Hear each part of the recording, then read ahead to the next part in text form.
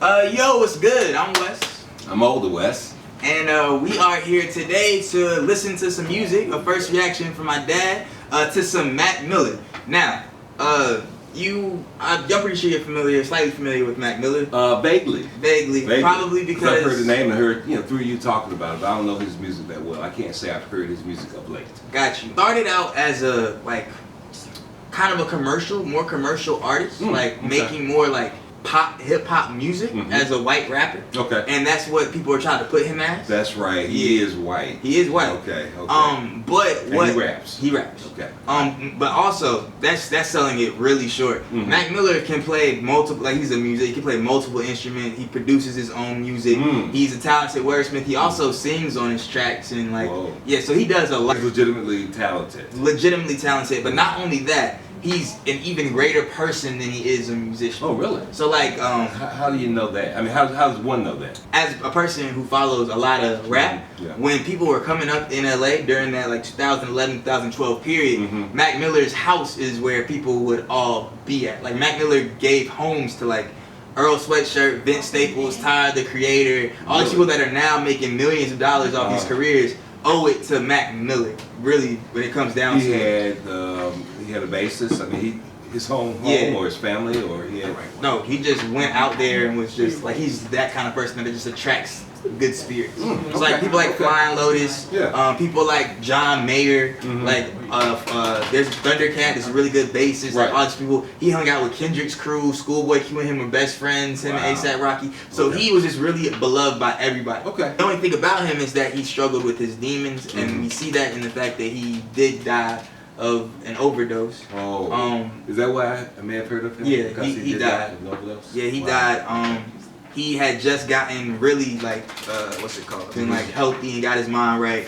But then before his tour for his last album that he just released 1 year ago today, he was doing cocaine and wanted to do cocaine, but it had gotten cut with fentanyl. Oh no. Yeah, so he ended up dying from a fentanyl overdose. And it happened. I remember I cried because you know what? That's what I remember too. I remember you sharing some of that, and it was that moment in time. But I didn't know his work that well beforehand. But yeah, I know it was a tragic moment in the industry. Yeah, it makes you feel a certain way now, even thinking about that. It makes me sad sometimes. Sometimes listening, his songs come up in shuffle, and it's really, I don't know, sobering to think about how things could just he was 25 years old. Yeah, he's super young. He's 25 years old. He was a millionaire He had already influenced so many different lives too. Exactly. So it's really interesting just to watch. And the greatest thing about him is to watch his progression as an artist, because he started out making the hip hop music, but then as he began to experiment and do different things, he began to really be a person and show that. So he began to lose fans and make greater music. Well, it happens. It happens. Yeah, because you're true to your spirit of great music, and sometimes the fans want the commercial. Yeah. This song that we're listening to today is called it's by Mac Miller. It's called Angel Dust. And this song, I think. Do Angel Dust as well? I shouldn't talk to you like that. I'm sorry. That was You'll see in the song. He's very open and honest in his music. So the reason I picked this song is because it kind of details what he was going through in this portion of his life, from kind of satirical kind of standpoint, or not a joking, more a lighthearted approach with the production that he used on this. It wasn't about selling or pop. He was just I do not care what you think of me. This is what I'm doing, and people can't handle it, and I'm crazy. This is what I'm doing. But I'm okay with it. He's okay with it, regardless of if we're okay with it. So you start getting real raw and real sick around this time. Okay. So, and the beat on this song is crazy. He produced it himself. Yeah, so we're gonna start listening to this, and his producer name is Larry Fisherman. He's a very interesting dude. Really? Yeah. This is called Angel Dust, and it's by Mac Miller off his mixtape called Faces. Okay.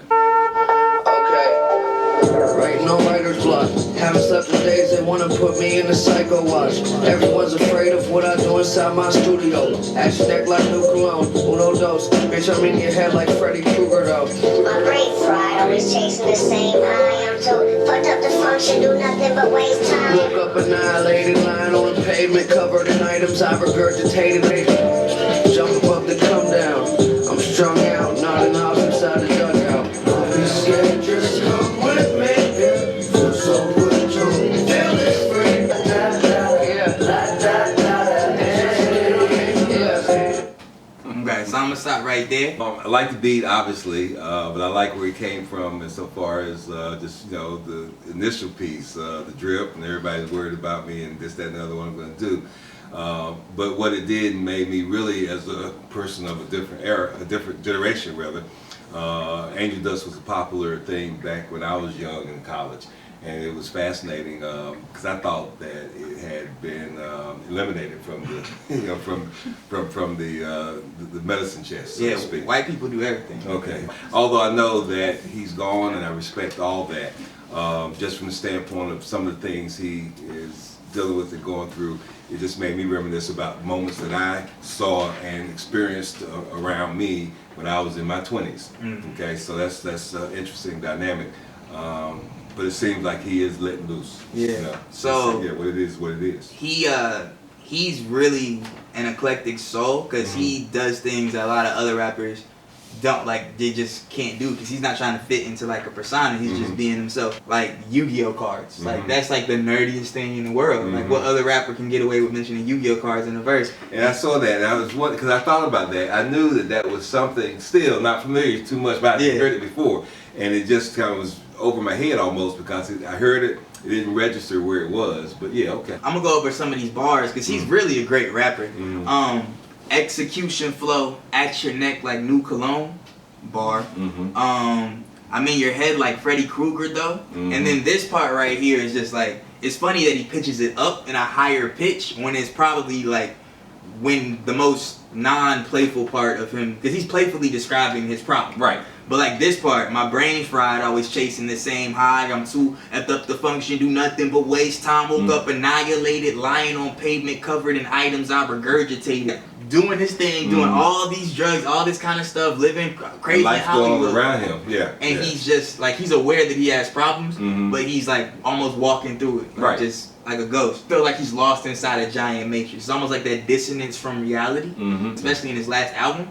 Discusses how he tries to deal with like the world around him and how it's just like a little too much for him at times, and that he uses these kind of things almost to cope in a way. Is the talent too overwhelming? I mean, he obviously is talented, but what is it too? Was he not able to corral it? I mean, so far as keeping it in check. Because he's going through it. I mean, he recognizes it, but it got away, or that's what who knows, man? Because he said they want to put me on a psycho watch. Everyone's afraid of what I do inside my studio. They worried I'ma lose control. So like that's a fear of his. Like he wouldn't put in his music if he didn't himself feel like. And was aware that others feared that. He also feared that. First, I don't know much about Angel Dust. I first got introduced to Angel Dust when Kendrick Lamar talked about it on Good Kid, Mad City.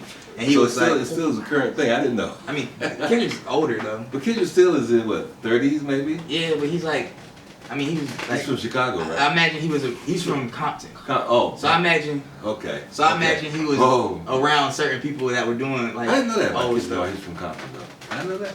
You should have. He's Compton. Okay, I'm thinking about my man from Chicago who is Lupe.